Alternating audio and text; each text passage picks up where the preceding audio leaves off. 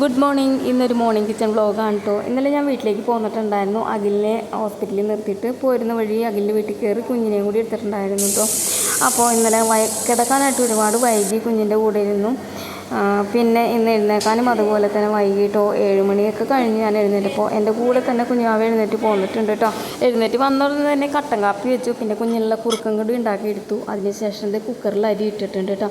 പിന്നെ ഉച്ചത്തേക്കായിട്ട് പരിപ്പ് കറിയും ചക്കക്കുരു മെഴുക്കുവരട്ടിയും പിന്നെ കുറച്ച് പപ്പടവും വറക്കുന്നുണ്ട് കേട്ടോ.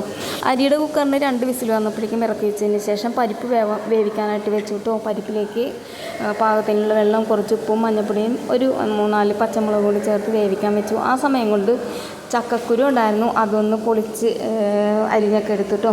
അതും മഞ്ഞൾപ്പൊടിയും ഉപ്പും പാകത്തിന് വെള്ളം ചേർത്ത് വേവിക്കാനായിട്ട് വെച്ചു. അപ്പോൾ നമ്മുടെ പരിപ്പ് ഞാൻ താളിച്ചെടുക്കുന്നുണ്ട് കേട്ടോ. വെന്ത് വന്നപ്പോഴേക്കും പിന്നെ ഇത് റൂമിൽ എല്ലായിടത്തും നല്ലപോലെ മാറാല പിടിച്ചിട്ടുണ്ട്. അപ്പോൾ അതൊക്കെ ഒന്ന് മാറാലയൊക്കെ തൂത്ത് കളഞ്ഞതിന് ശേഷം റൂമൊക്കെ അടിച്ച് തുടച്ചിടുന്നുണ്ട് കേട്ടോ. അപ്പോൾ കുഞ്ഞാവ എൻ്റെ കൂടെ തന്നെ നടക്കുവാണ്.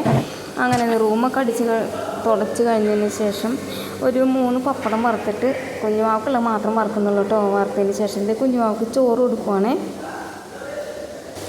കുഞ്ഞുവാക്ക് ചോറൊക്കെ കൊടുത്തതിന് ശേഷം കുഞ്ഞുവാനെ കുറച്ച് നേരം എടുത്തുകൊണ്ട് നടന്നു കേട്ടോ. ഒരാഴ്ചയിലോ കുഞ്ഞുവാനെ കണ്ടിട്ട്. അതിന് ശേഷം കുഞ്ഞിനെ കുളിപ്പിച്ചു. കുപ്പിയിൽ കുറുക്കെടുത്ത് അവളെ ഉറക്കാനായിട്ട് കിടത്തിയിട്ടോ. പക്ഷെ അവൾ ഉറങ്ങുന്നില്ല, ഉറക്കം വരുന്നില്ല കേട്ടോ.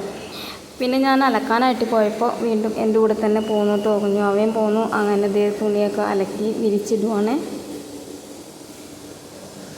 അലക്കൊക്കെ കഴിഞ്ഞിട്ട് ഞാൻ നേരെ പോയി കുളിച്ച് വന്നു കേട്ടോ. അപ്പോഴേക്കും നമ്മുടെ ചക്കക്കുരു വേവാൻ വെച്ചത് അവിടെ വെന്ത് റെഡി ആയിരിക്കുന്നുണ്ട്. അപ്പോൾ ഈ ചക്കക്കുരുവിലേക്ക് കൊച്ചുള്ളിയും ഉണക്കമുളകും കൂടി ഒന്ന് ക്രഷ് ചെയ്തെടുത്തിട്ട് അതൊന്ന് കടുക് താളിക്കുന്നില്ല കേട്ടോ. വെന്ത ചക്കക്കുരുവിലേക്ക് ചതച്ച് വെച്ചിരിക്കുന്ന മുളകും ഉള്ളിയും ഇട്ട് ഒന്ന് മൂപ്പിച്ചെടുക്കുവാണ്. അങ്ങനെ ചക്കക്കുരു മെഴുക്കുവരട്ടി കഴിഞ്ഞു. പിന്നെ ബാക്കിയുള്ള പപ്പടം എല്ലാം ഒന്ന് ചെറുതായി കട്ട് ചെയ്തെടുത്തതിന് ശേഷം അത് വറുത്ത പപ്പടത്തിലേക്ക് നമ്മൾ ബാക്കിയുള്ള കൊച്ചുള്ളിയും മുളകും കൂടി ചതച്ചിട്ട് മൊരിച്ചെടുത്ത് പപ്പടം കൂടി ടിന്നിലാക്കി എടുക്കുന്നുണ്ട് കേട്ടോ. പിന്നെ നമ്മുടെ ചക്കക്കുരു മെഴുക്കുവരട്ടിയും എടുത്തിട്ടുണ്ട്. പിന്നെ ചോറും എടുത്തു.